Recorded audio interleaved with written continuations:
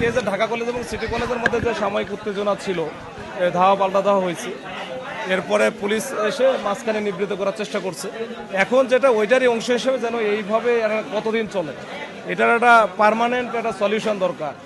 এইটার বোধ থেকেই এখানে আবার ওই যে ঢাকা কলেজের প্রিন্সিপাল মহোদয়, আমাদের প্রিন্সিপাল মহোদয়ের সাথে আমি সাক্ষাৎ করেছি। তো ওনার সাথে এবং ওনার এখানে যে ঢাকা কলেজের অনেক স্টুডেন্টও ছিল, আমি তাদের সাথেও কথা বলেছি। তো এইটা আমরা আসলে পার্মানেন্ট সলিউশনের জন্য আমাদের একটু বসতে হবে, বিশেষ করে ঢাকা কলেজ, সিটি কলেজ এবং আইডিয়াল কলেজ, এই তিনটা কলেজ নিয়ে আমরা আগামী রবিবার সোমবারের দিকে একটু বসবো। আবারও এর আগেও বসেছিলাম, এবার স্টুডেন্ট সহ বসবো, যেন এদের এই ছোট ছোট বিষয় নিয়ে যে ঘটনাগুলো ঘটতেছে এটা যেন আর না ঘটে। এইখানে যে স্থায়ী একটা সমাধান আমার দরকার, তো এইটার জন্যই আসা।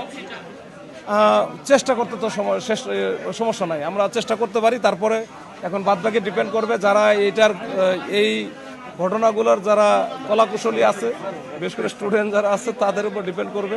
আমরা আমাদের চেষ্টাটা করি।